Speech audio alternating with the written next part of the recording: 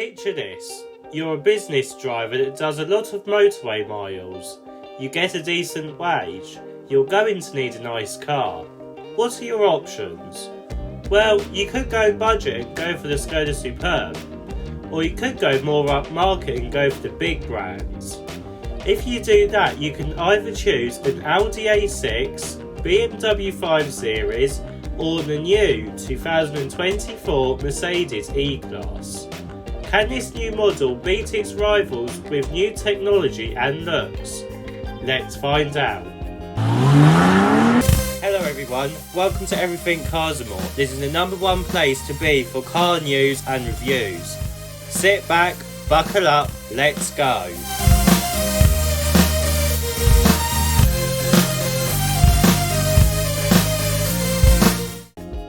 So, let's start with the styling at the front, and straight away we can see that Mercedes has gone for a more classical approach rather than the sportier and more aggressive approach that BMW has done with their new 2024 5 Series and i5 electric vehicle.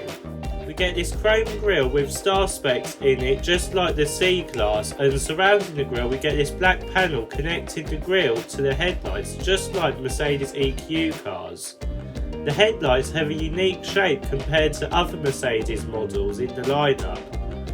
On this one, they are more rounded and bubblier looking, which makes this car look unique from the range. But this design won't be for everyone.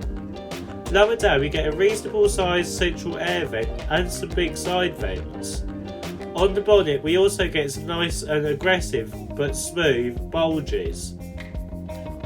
Moving round to the side of the new E-Class, and we get a sense of elegance. Creases are kept to a minimum and you only just have one just below the window line at the front and rear disappearing in the middle, but you also get another one lower down. We also get some flush door handles that are taken from the Mercedes S-Class, making this car look more luxurious. The wheels also look premium, which helps this car feel and look more expensive over the C-Class and feel more like a mini S-Class.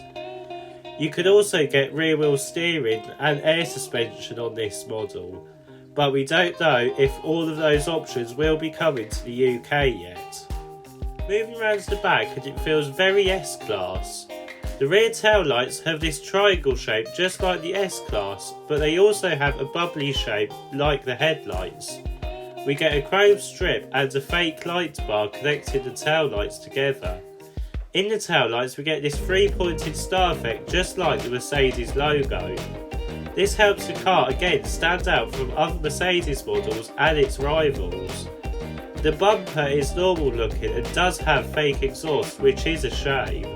Let's have a look at the engine options that you could have with the new 2024 Mercedes E-Class. So for the engine range, it now consists of hybridisation. You can either have mild hybrid petrol or mild hybrid diesel, or even plug-in hybrid. The petrol version kicks off with the E200. This uses a 2-litre petrol unit with 201 brake horsepower, and it is mated to a 9-speed automatic gearbox, giving this car a 0 to 62 time of 7.5 seconds. It also has 320 Nm of torque, and the CO2 level is between 144 and 166 grams per kilometre, depending on your trim level. For the diesel range, you have the E200D. This is also a 2-litre unit, but it creates less power at 195 brake horsepower, but more torque at 440 Nm. This is also mated to a 9-speed automatic gearbox, and it can be had in rear-wheel drive or 4-wheel drive with the Mercedes 4MATIC system. CO2 levels are also lower at 125 grams per kilometre.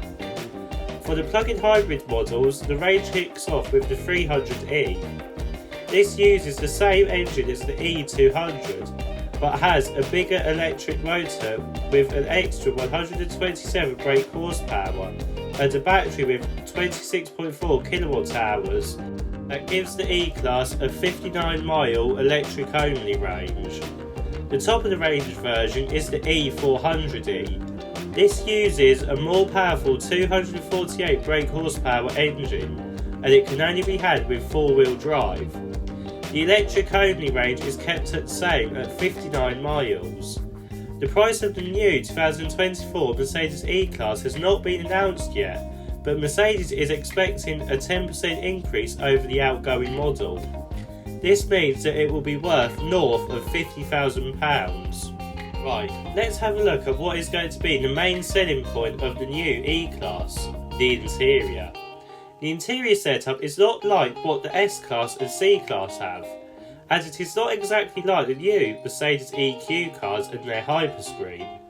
The new Mercedes E-Class has what is called the Superscreen.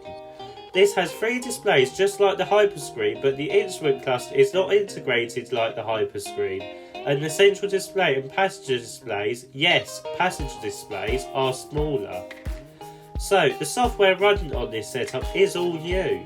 This is the new MBUX 3.0. This system is more app focused. You have an app store with games in it, like Angry Birds. The icons are also bigger and everything feels newer and much easier to use. This will trickle down into other Mercedes cars when they eventually get a facelift. Another new feature for this interior is that you get air vents that can move in the infotainment system. This is becoming more common on premium cars nowadays. They work quite well, but the function is buried within the infotainment system, which I'm not a big fan of. The good part about it is that you can override it and adjust it manually if you wanted to. We get some nice ambient lighting, and the materials that are used are of high quality, and we get plenty of places for storage. The seats are out of the C-Class, but they use more premium materials and they feel comfier and more premium because of it. Sadly, we do get touch-sensitive buttons, which I don't like, but there are rumours that Mercedes are going to ditch these in the future for their next generation of Mercedes cars.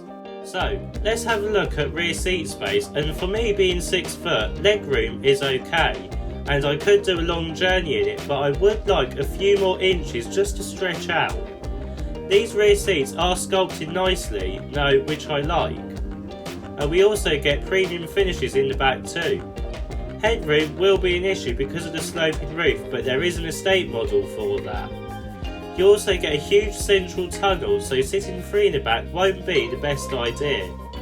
You do get some climate control switches though, and some air vents as well as an armrest, but this is standard stuff for this class of car. Let's have a look in the boot. Opening the boot, we get a decent opening just like before, and also just like before we get the same space at 540 litres on the normal version, and sadly this is also the case with the PHEV version. This means you get a lot less at 370 litres, which is similar to the A-Class. This is a lot of money of car wasted on boot space. That's a big shame, as it is predicted that the plug-in hybrid models will be the most popular out of the range.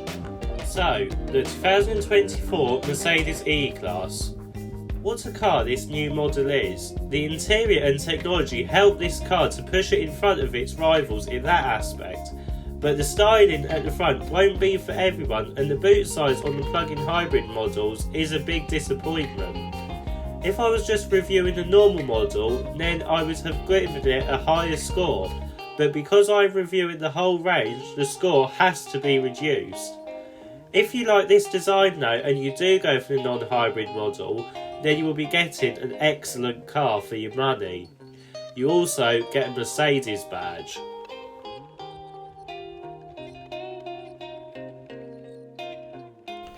If you like this video, please don't forget to like and subscribe. See you in the next video.